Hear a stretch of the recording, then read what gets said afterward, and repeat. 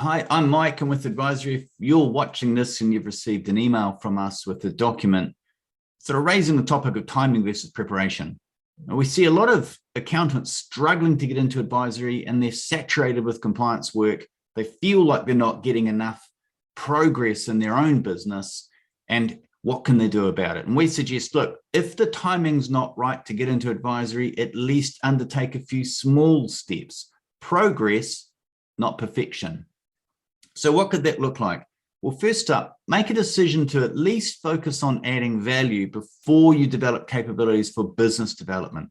Our document explains the difference, but in effect, adding value might be a client comes to you and says, hey, I want to borrow some money and I need a cash forecast to the bank. So all you're going to do is tack on, if you like, a bit of sensitivity, some feasibility around the loan to see if it makes sense, but also to make sure that their reporting capabilities are tight so that you have an accurate forecast and information to the bank.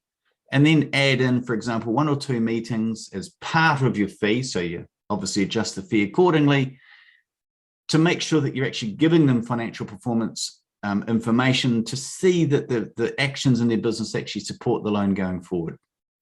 So it's taking an initial engagement and extending the arena, making it a more comprehensive solution, adding value.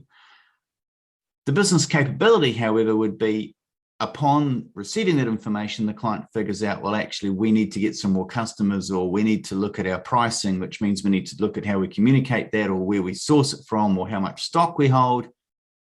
We don't know how to do that. And that's where, from within your team, you want the capabilities to go, well, we can help you with that. Because if you can't, they'll go to somebody who can.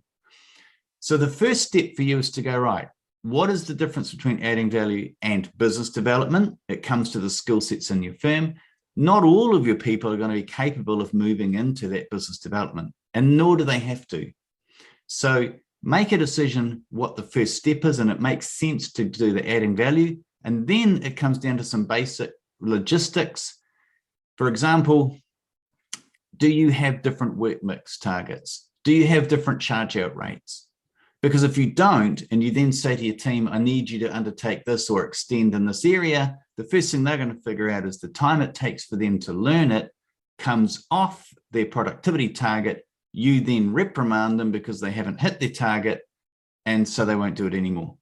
So they quickly figure out, I might as well just carry on doing the compliance if my charge out rate's the same, because then I don't have my productivity figures lower than they all would be. So key thing here, have a different charge out rate for compliance versus advisory, and then also have a work mix target.